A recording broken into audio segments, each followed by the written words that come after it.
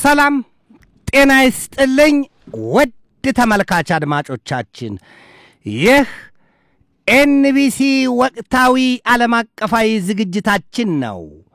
በዛሬው ዝግጅታችን የፓኪስታኑ ጠቅላይ ሚኒስትር ሸህባዝ ሸሪፍ እንዲሁም የህንዱ ጠቅላይ ሚኒስትር ናሬንድራ ሞዲ ባሽሙር መዛዛታቸውን ወዲህም የአሜሪካና የሩሲያ መንግስታት የሩሲያ ባለስልጣናት በሰጡት የሶስተኛው የዓለም ጦርነት ዛቻ በከፋው ዝግብ ውስጥ መግባታቸውንና ሩሲያ ከዩክሬን በምትዋሰንበት ድንበሯ ከ50,000 በላይ ወታደሮቿን ማስፈሯን ዩክሬን ሩሲያና አውሮፓ በእጃዙር የሚዋጉባት መነሻ ነጥብ የመባሏን ጉዳይ እንዲሁም የሩሲያና የሰሜን ኮሪያ ባለስልጣናት መምከራቸውን እነዚህንና ከመካከለኛው ምስራቅ ቀጠና ያገኘናቸውን ትኩስ መረጃዎች ይዣለሁ። እስከ ዝግጅቱ ፍጻሜ ድረስም አብራችሁኝ ትዘልቁ ዘንድ የአክብሮት ግብዣዬ የአየር ሞገዱን ሁሉ አሳብሮ ከልባችሁ ይድረስ የምላችሁ አዘጋጅቼ የማቀርብላችሁ ትዕግስቱ በቀለ ነኝ።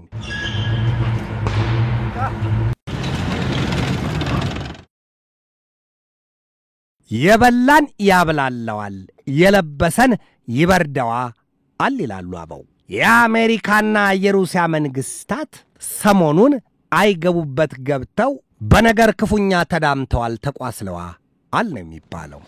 ጉዳዩ ጥልቅ ይዘት ያለው ነው። የአሜሪካው ፕሬዚደንት ዶናልድ ትራምፕ ቀድሞ ከምርጫ በፊት በምርጫ ዘመቻቸው ላይ ሳሉ ሩሲያና ዩክሬን እኮ ቀድሞ ነገር እኔ በ2020 የምርጫ ፉክክሩ አሸንፌ ተመርጬ ቢሆን ኖሮ ለጦርነት አይከቱም ነበር። አሁንም አሉ በቀጣው ምርጫ እኔ ከተመረጥሁና እኔ ካሸነፍሁ የሁለቱን ሀገራት ጦርነት የሩሲያና ዩክሬንን ጦርነት በ24 ሰዓት ውስጥ አስቆመዋለሁ። ላፍ ዳገት የለውም፣ ላፍ ኬላ የለውም። ትራምፕ ዛሬ ያንን አደረጉት ወይ? ተመርጠዋል፣ ወራት ተቆጥረዋል። ያንን አደረጉት ወይ? የለም፣ እስካሁን ገና ነው፣ ምንም የለም። ትራምፕ በሩሲያና ዩክሬን ጦርነት ጉዳይ ብቻ አይደለም ብዙ ያሉት፣ ብዙ የዛቱት፣ ብዙ የውሳኔ ወረቀቶችን የፈረሙት። ነገር ግን ዛሬ ላይ ምናልባት ከወሰኗቸው ውሳኔዎች የሚረዱ ወይም የሚሰጡ ገንዘቦችን የማቆም እንዲሁም ከመንግስታቱ ድርጅት ሀገራቸውን የማስወጣት ከዓለም ጤና ድርጅት ከዓለም አቀፉ የሰብአዊ መብት ምክር ቤት እና አንዳንድ ውሳኔዎች ላይ ወዲያው ተፈጻሚነት ሲያደርጉ ከማየት የዘለለ በሩሲያና ዩክሬን መካከል ያለው ጦርነት ሊቆም የሩሲያው ፕሬዚደንት ቭላዲሚሮቪች ፑቲን ይብሱን በግንባራቸው እየደለሏቸው እንዲሁ ደግሞ በቃላቸው ብቻ እንዲሁ አስቀርተዋቸዋል። ትራምፕ የተናገሩት ከሚጠፋ የወለዱት ይጥፋ ቢል ብሎ ነገር አይገባቸውም፣ አያውቁትም። ይሄን ተናግሬ ነበር፣ ቃሌ መፈጸም አለበት፣ ለቃሌም ታማኝ መሆን አለበት የሚለው ነገር አይገዛቸውም። በዚህ ይሳለቁባቸዋል። ዛሬም ቢሆን በሩሲያና በዩክሬን መካከል ጦርነቱ ተባብሶ ቀጥሏል። ሩሲያና ዩክሬን ፕሬዚደንቶቻቸው ፊት ለፊት ተገናኝተው ይመክሩ ዘንድ የቀረበላቸውን ሐሳብ ዩክሬን ተቀብየዋለሁ ስትል ሩሲያም በበኩሏ ተቀብየዋለሁ ሲሉ መግለጫ ሲሰጡ የነበረበትን ጊዜ እናስታውሳለን። የመጨረሻው መጨረሻ ላይ የሩሲያው ፕሬዚደንት ቭላዲሚሮቪች ፑቲን ወደ ቱርክ ኢስታንቡል አልጓዝም፣ ይልቁንም ተወካዮች ይልካሉ ተብሎ በየዜና ማሰራጫዎቹ ወጥቷል። የዩክሬኑ ፕሬዚደንትም እስከ መጨረሻው ሰዓት ድረስ እስከ መጨረሻው ቀን የድርድሩ ቀን ድረስ በዚያ ያገኛለሁ፣ ፑቲን ከተገኘ እኔም እገኛለሁ ሲሉ ነበር። ዘለንስኪ ከዚያም ውጪ የአሜሪካው ፕሬዚደንት ዶናልድ ትራምፕ ከሄዱበት የባህረ ሰላጤው ሀገራት ጉብኝታቸውን አቋርጠው እዚያ ኢስታንቡል ውስጥ ይገኛሉ፣ ስለዚህ እዚያ ላይ እንነጋገራለን ሲሉ ተስፋ አድርገው ነበር። ፑቲን የመቅረታቸው ነገር ዘለንስኪን ብቻም ሳይሆን የድፍና የአውሮፓ መንግስታት ወሽመጣቸውን ቆርጦታል ነው የሚባለው። እንዴት ቢሉ ደግሞ ፑቲን ዘለንስኪና ትራምፕ በዚያ በኢስታንቡሉ ስብሰባ ተገናኝተው ቢሆን ኖሮ ትራምፕ ያለምንም ጭቅጭቅ ፑቲንን አስገድደው አፍንጫቸውን ሰንገው የምልህን ተቀበል ሊሏቸው ይችሉ ነበር። ፑቲን በዚያ ጉዳይ አፈንግጠው መውጣት አይችሉም ነበር ነው የተባለው። ነገር ግን የፑቲን ሐሳብ ደግሞ ሌላ ነው። ፑቲን እኔ በተኩስ አቁም ድርድር ጉዳይ አይደለም የማቅደው የሰላም ድርድር ነው፣ አልሸሹም ዞር አሉ፣ ወይም ከመረቁ አውጡልኝ ከስጋው ጾመኛ ነኝ፣ ይህን አልነካም፣ ይህንን ነው። ለማንኛውም ግን የዚያ የመጀመሪያው ዙር የሁለቱ ሀገራት የፊት ለፊት ድርድር አብቅቶ ትራምፕና ፑቲንን ለ2 ሰዓት በዘለቀ የስልክ ውይይት ሲያጠዛጥዝ እንዲሁም ዘለንስኪና ትራምፕንም ለ1 ሰዓት በዘለቀ የስልክ ውይይት ሲያነታርቅ ቆይቷል። ከዚያ በኋላ ዛሬ በወጣ መረጃ የሩሲያ ባለስልጣናት ለሰኔ 2 በቱርክ ኢስታንቡል ለሁለተኛው ድርድር ተዘጋጅተናል ብለዋል። አሁንም ቢሆን ፕሬዚደንቱ ቭላዲሚር ፑቲን ወደዚያ ይጓዙ በግንባር ለመገናኘት ከዘለንስኪ ጋር የወጣ መረጃ የለም። ዛሬ ይህንን ሰምተናል። የአሜሪካው ፕሬዚደንት ዶናልድ ትራምፕም የ2 ሳምንት ጊዜ ብቻ ጠብቁኝ ሲሉ ትላንት ምሽቱን በዋይት ሃውስ መግለጫ ሰጥተዋል ለጋዜጠኞች። 2 ሳምንት ምን ሊሆን ይችላል? እንደተባለው አስገድደው ፑቲንን በል ያስከውን የክራይሚያን ወደብ እንዳያዝህ ቅር፣ ነገር ግን ከዛፖሪዚያ ከኬርሶን ከሉሃንስክና ከዶኔስክ ግዛት ለቀህ ባስቸኳይ ጥፋ ሊሏቸው ይሆን? ፑቲንስ ሲቀበሉ ይሆን? የሚታወቅ ነገር የለም። ትራምፕ ቀድሞ ነገር ያንንስ ያነሱ ይሆን? የውሾን ነገር ያነሳ ውሾን ብለው ትተውታል የሚሉ ብዙ ወገኖች አሉ። የሩሲያው ፕሬዚደንት ቭላዲሚር ፑቲንም ቢሆኑ በእነዚያ ጉዳይ የመጣ ከዚያም ውጭ እነዚያ ጉዳዮች የመጨረሻው ቀይ መስመር ናቸው ለፑቲን። የክራይሚያን ወደብ ልቀቅ፣ የኬርሶንን፣ የዛፖሪዚያን፣ የሉሃንስክና ዶኔስክን ግዛቶች ለቀውጣ የመጀመሪያውም የመጨረሻውም ራስ መታታቸው ነው፣ ቀይ መስመራቸው ነው የተባለው። እሳቸው ፊት ለፊት በግልጥ ተናግረዋል ፑቲን። ከዚያም ውጪ ዩክሬን ይሏት ሀገር በኔቶ በሰሜን አትላንቲክ ጦር ቃል ኪዳን ድርጅት አባልነትም ይሆን በአውሮፓ ህብረት አባልነት እንዳታስበው። ሌላው ዩክሬን ይሏት ሀገር በምድሯ አንድም የባዕድ ሀገር ወይም የውጭ ሀገር ጦር ኃይል እግሩ ዝር እንዳይል ፑቲን ይህን ቅድመ ሁኔታ አስቀምጠዋል። ስለዚህ ዩክሬን ደግሞ የአውሮፓ አጋር አባሮቿን መንግስታት ይዛ በአውሮፓ ህብረትም በኔቶም አባልነት ከመታቀፍ የሚከለክለኝ የሚያግደኝ ነገር የለም ብላለች። የአሜሪካው ፕሬዚደንት ከዚህ ሁሉ ሚናቸው የራቀ ነው። ቀድሞ ነገር የአውሮፓ መንግስታትና የአሜሪካው ፕሬዚደንት ዶናልድ ትራምፕ የተፈነጃጀረ አቋም ይዘዋል ነው የሚባለው። አውሮፓውያኑ የክራይሚያ ወደብ ተነጥቃ ወይም ለሩሲያ ቀርታ ምን ይሉት ድርድር ዩክሬን ትቀመጣለች፣ ምን ይሉት ስምምነት ይፈረማል። እነዚያን 4ቱን ግዛቶች ትቶ የክራይሚያ ወደብ ብቻ እንኳን እሷ ለሩሲያ ተሰጣ ድርድር ይሉት ነገር የለም። እሱ ማን ነውና የሩሲያው ፕሬዚደንት የአውሮፓ መንግስታትን ውሃን ምን ያስጮኸዋል ቢሉ ድንጋ አያሉ። የአውሮፓ መንግስታትን እንደዚህ ክፉኛ የሆድ ህመም የለቀቀባቸው ምንድን ነው? በተንታኞቹ ዘንድ ሲነገር ፑቲን ዛሬ ዩክሬንን ቢጠቀልሉ ነገ የባልካን ቀጠና ሀገራቱንና የምዕራብ አውሮፓን ሙሉ በሙሉ ቆርጥመዋኝ ከይሰለቀጧቸዋል፣ ይይዟቸዋል። ይህን አትጠራጠሩ የሚል ትንባይ ያስቀምጣሉ። ፑቲን ግን ስለዚያ ጉዳይ የሚናገሩት ነገር የለም። የሚያውቁት ነገር ሊኖር ይችላል፣ ነገር ግን ምንም ሲናገሩ አይሰማም።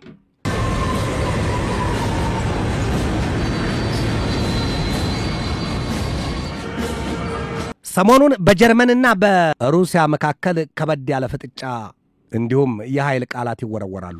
ጀርመን ከሩሲያ ጋር በቀጣዮቹ 4 ዓመታት እዋጋለሁ ስትል ትገልጣለች። በቀደመው ዘመን ታሪካቸው ሁለቱ ሀገራት የራስ ምታታቸው ይቀሰቀስባቸዋል። በዚያ በሁለተኛ ዓለም ጦርነት ወቅት ሩሲያ እንደዚህ በዛሬው ስሟ ሳትቀር ዩኤስኤስአር ወይም ዩናይትድ ሶቪየት ሶሻሊስት ሪፐብሊክ እየተባለች በምትጠራበት ዘመን የናዚን ወይም የአዶልፍ ሂትለርን አገዛዝ አጥፍቻለሁ አንኮታኩቻለሁ ስትል የድል በዓሏን 80ኛ ዓመት ማክበሯ ይታወቃል። ያ ጉዳይ ለዛሬዎቹ የጀርመን መሪዎች ሳይቀር የራስ ምታት ነው። ያማቸዋል። የተቀበረ ወይም በስስ የቁስል ማልበሻ የለበሰ ቁስል ነው። ፍንቅል ሲል ይደማል፣ ያማቸዋል ነው የሚባለው። ስለዚህ የሩሲያውን ፕሬዚደንት ፑቲንን ማሳፈር ይፈልጋሉ፣ ማሽመድመድና ማሸማቀቅ። እናም ጀርመን በብቻዋ መራሄ መንግስቷ ፍሬድሪክ ሜርዝ ከትናንት በስቲያ በሰጡት ማብራሪያ ምንድን ያሉት? የቀድሞው የጀርመኑ መራሄ መንግስት ከእርሳቸው በፊት የነበሩትን ለማለት ነው ኦላፍ ሾልዝ ጀርመን የረዥም ርቀት ተምዘግዛጊ ሚሳይሎቿን ወይም እነርሱ የታውረስ ክሩይዝ ሚሳይሎች ይሏቸዋል እነሱን አልሰጥም ብለው ከልክለው ነበር። አሁን ግን እኔ አጤነዋለሁ ሰጣለሁ ለዩክሬን ሲሉ ከትናንት በስቲያ አምልጧቸው ተናግረዋል። አፍ ሲያመልጥ ራስ ሲመለጥ አይታወቅም፣ ወይም የአፍ ወለምታ በቅቤ አይታሽ ይላሉ። ታዲያ ወዲያውኑ የጀርመን ፓርላማና የተቃዋሚ ፓርቲ መሪዎቹ በተለይም አሁን እርሳቸው ስልጣኑን ከተረከቡት እሳት ለብሶ እሳት ጎርሶ ሞግቷቸዋል ነው የተባለው። ስለዚህ ጀርመን የዚያን የታውረስ የክሩይዝ ሚሳይል ለዩክሬን መስጠቷ ነገር ገና በእንጥልጥል በጥያቄ ውስጥ ያለ ጉዳይ ሆኗል። የዩክሬኑ ፕሬዚደንት ሰሞኑን በዚያ በጀርመን ጉብኝት አድርገው ነበር ሊዶልቱ በዚሁ ጉዳይ። ታዲያ ግን ክም ብለው ባዶ እጃቸውን ተመልሰዋል ነው የተባለው። የዚያን የጀርመንን የታውረስ ክሩይዝ ሚሳይል ያግኙ አያግኙ ምንም ጨብጠው የተመለሱት ነገር የለም፣ እንዲሁ ተመልሰዋል ነው የተባለው። በጀርመንና በሩሲያ መካከል ያለው ፍጥጫ ጠንክሯል፣ ሰፍቷል። ይሄ ጉዳይ ከባድ ነው ነው የተባለው። ዩክሬን በዚያ የተነሳ በአውሮፓ መንግስታትና በሩሲያ መካከል የጃዙር ትግትግ የሚደረግባት መነሻ ነጥብ ሆናለች።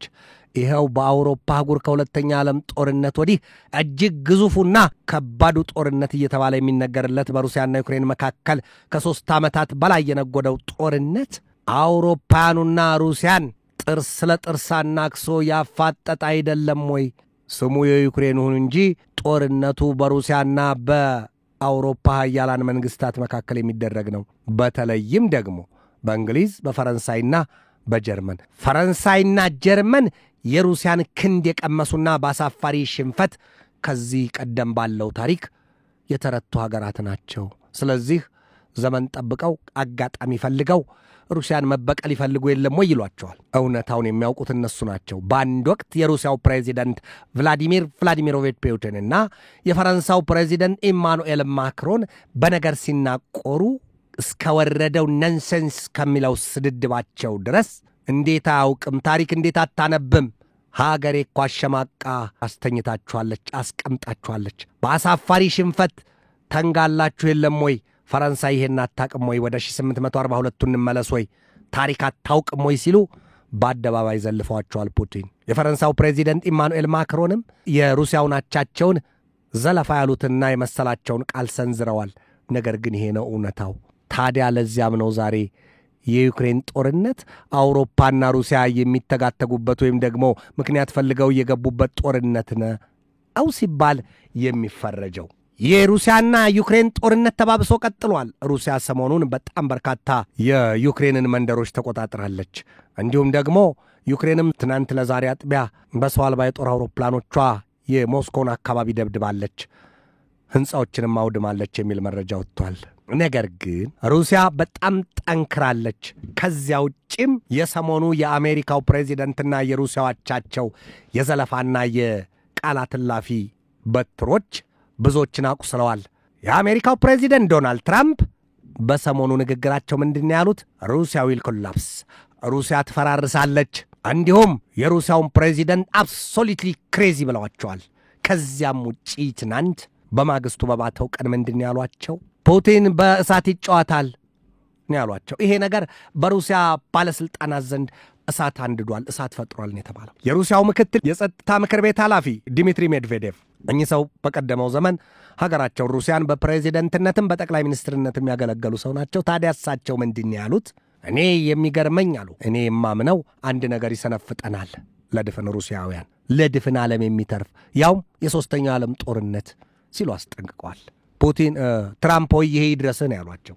በአንጻሩ ዛሬ በወጣ መረጃ የአሜሪካው ተወካይ ኬት ኬሎግ ምንድን ያሉት? ይሄ እኮ ኃላፊነት ከጎደላቸው ሰዎች የሚነገር ነው እንጂ ልዕለ ኃያላኑን የሚመጥን ጉዳይ አይደለም። እንዴት የዚህ መሰለ ርካሽ ቃላት ይናገራሉ የሩሲያ ፖለቲከኞች ሲሉ ነገሩን በእሳቱ ላይ ቤንዚን ከፍክፈዋል። ይሄ እየነደደ ያለ ጉዳይ ነው። ትራምፕ የለም እኔ በዚህ መልኩ አይደለም የተናገርኩት፣ ሩሲያ በእሳት ውስጥ እየገሰገሰች ነው፣ ጦርነቱ ካልቆመ በእሳት ጨዋታ ይዛለች ነው ማለቴ ነው እንጂ ሌላ አልነበረም አሉ። ይህን ማስተባበያ ቢሰጡም ግን የሩሲያ ባለስልጣናት ከአፍ የወጣ አፋፍ ነውና ይሄ ነው መልሳችሁ ብለዋቸዋል። የሶስተኛው ዓለም ጦርነት ተወደደም ተጠላም አይቀርም።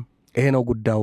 አሁን አውሮፓውያኑ በያዙት ግፊት ጀርመን የታውረስ ሚሳይሎችን እሰጣለሁ ባለችው መሰረት ሩሲያ ዛሬ ማስጠንቀቂያ አውጥታለች። እነዚያን የምትሰጥ ከሆነ ጀርመን እንዳወራችሁ ላፍዳገት የለውም፣ እንዳወራችሁ የምታደርግ የምትሰጥ ከሆነ የአጻፋ ምላሹን ትሸከመዋለች። ምላሹን አንገልጥላትም፣ ነገር ግን የከፋ ምላሽ ይጠብቃታል ነው ያሉት የሩሲያ ባለስልጣናት።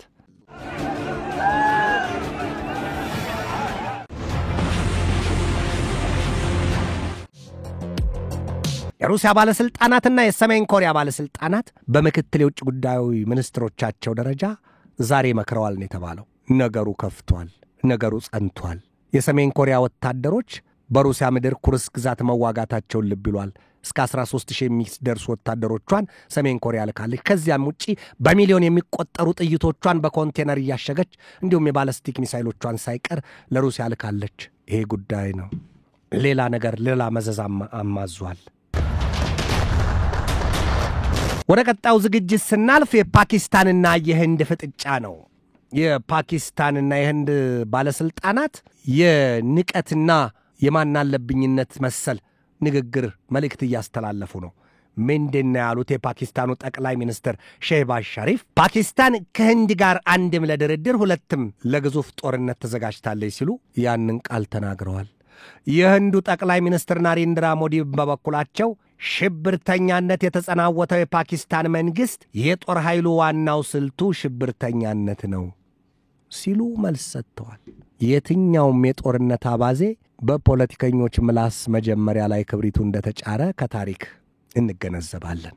የሁለቱ ሀገራት ጠቅላይ ሚኒስትሮች ወዲህ ሁለቱም ሀገራት የኒውክሌር ጦር መሳሪያ ታጣቂዎች ናቸው። ሁለቱም ግን ጌታዋን የተማመነች በግላቷን ውጭ ታሳድራለች ሆነዋል ይሏቸዋል።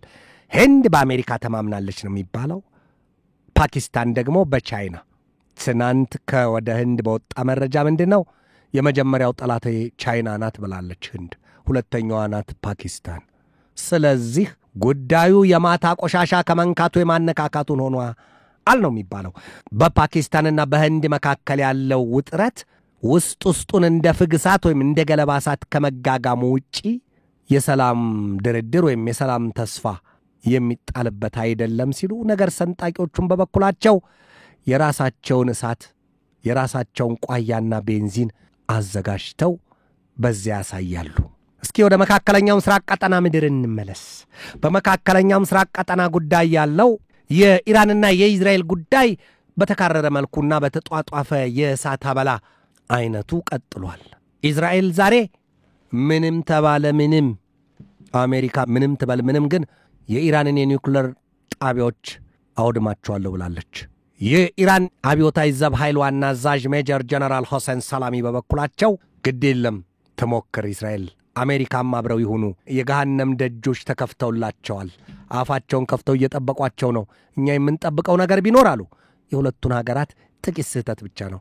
ስለዚህ ከዚያ በኋላ ይለይልናል። ይሄ ነው መካከለኛው ምስራቅ ቀጠና ላይ ያለው። ሌላው እስራኤል ዛሬም ግዳይ ጥያለው ስትል በጋዛ ሰርጥ የቀድሞውን የሐማሱን መሪ በተለይም ደግሞ እኒያ ሰው በጥቅምት 7 2023 የሐማስና የእስራኤል የመጀመሪያው የኪቡትዝ በኤር እና የኖቫ ፌስቲቫል የዚያ ጥቃት ዋናው አቀናባሪና መሪ ናቸው የሚባሉት የያህያ ሲንዋርን ወንድም ሙሐመድ ሲንዋርን ገድያለው ስትል መግለጫ አውጥታለች።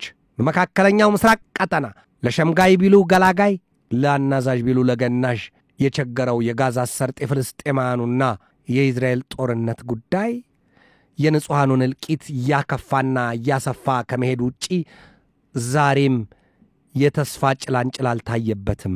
በርካቶቹ የዓለም ሀገራት የፍልስጤምን እንደ ሀገር መመስረት ጉዳይ ዕውቅና እየሰጡ ነው።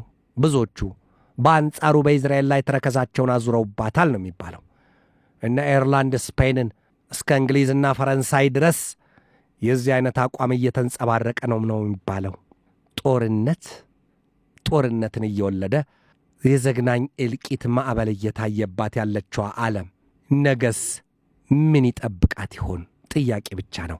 ውድ ኤንቢሲ ተመልካች አድማጮቻችን የዛሬን በዚህ ተሰናበትኳችሁ።